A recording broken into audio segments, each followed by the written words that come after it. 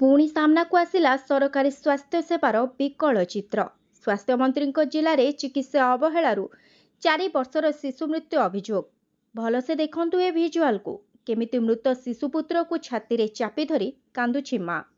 ता कांदरे डाक्तरखानार कांथ बाड़ सते जेमिति फाटी पड़ुछि। सामान्य अवहेला पई चिकित्सा रे विलंब हेबारु आज से माँ कोल खाली होई जाइछि। पाटनागढ़ उपखंड चिकित्सालय रे डाक्तरक अवहेला अभियोग। 4 वर्षर शिशुपुत्रर मृत्यु। ए घटना को नहीं हॉस्पिटल परिसर रे तीव्र उत्तेजना सह असंतोष प्रकाश पाइछि। पाटनागढ़ सहरर गढ़ भितर पड़ार बासिंदा हिटलर थानापति 4 वर्षर शिशुपुत्र हठात घरे गुरुतर असुस्थ हो पड़े। परिवार लोके शिशुटी को तुरंत पाटनागढ़ उपखंड चिकित्सालय को आनिथिले। तेबे हॉस्पिटल रे उपस्थित डाक्तर किंबा स्वास्थ्यकर्मी ठारू ठीक समय जरूरीकालीन चिकित्सा मिल पारि नथिला, जेउंथिपाई शिशुपुत्रटीर जीवन चली जाइथिला। परिवार लोके एभली सांघातिक अभियोग आनिला परे डाक्तरखानार चिकित्सा व्यवस्था उपरे प्रश्न उठिछि। घटना को नहीं उत्तेजना प्रकाश पाइला परे भारप्राप्त अधिकारी और मजिस्ट्रेट पावर रे जाइथिबा पाटनागढ़ तहसीलदार श्री रुद्र मोहन नायक घटनास्थल रे पहुंचीथिले। लोकों को बुझासुझा करी रेडक्रॉस पांठिरु आर्थिक सहायता प्रदान करिबा पई प्रतिश्रुति देइथिले।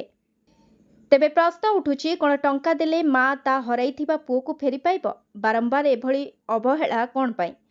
जो डाक्तरों को लोके भगवान भली मानती सेमाने एते अमनिष केमिति होई पारुछंती? अवहेला करिथिबा डाक्तर किंबा स्टाफ को उपरे नियाजिबत कार्यानुष्ठान।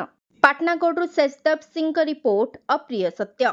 सबु मास को मास हमसे हेंता टिके जोर में तनहेसी जे आनला भली जैसी आज आनो थनो भल थिला घररो इनके आनला के डॉक्टर माने खा ट्रीटमेंट नि करी मारी देले। इनुसेन के पठे करे ऑक्सीजन देनी ट्रीटमेंट करिनी किछि नि। इनुसेन के पठे दियन सेनुसेन के पठे दियन आ ट्रीटमेंट नि करी मरछा के मारी देले। मछार खेती करू ना खा चाहल जमीन और हॉस्पिटल बंद करो।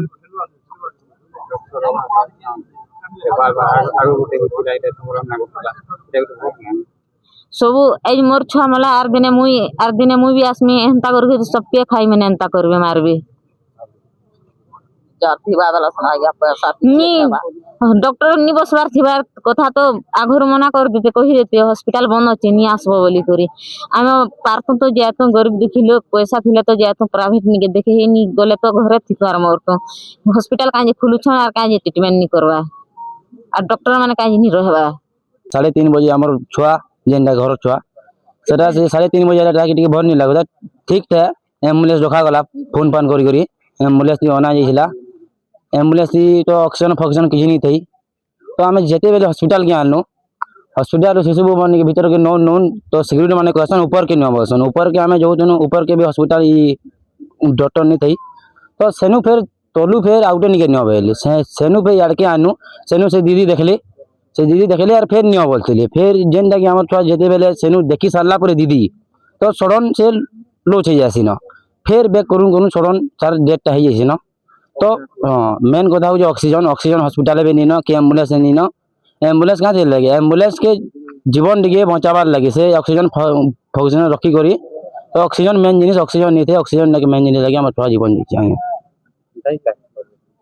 दाई काई करमु दाई एका दाई करमु तो करमु आमे क्षतिपूरण करमु निहले कना करमु आरो आया मजे नहीं इसले का हॉस्पिटल वाले दाई अछन आया मने जे नहीं इसले हां कान कर आया माने कहू देखु छु रोंग कहू छु बोले से पेसेंट आसला तो रिसीव डेट थला आमर आयुष डाक्तर माने नहीं कि आम कम कर अनुसार धर्म चली आयुष डाक्तर देखले तापर मु भी निजे देखली पेसेंट रिसीव डेट थला तार राइगर मोटिस हो जाइतला माने केते बेलू भी पेसेंट एक्सपायर कर जाइतला।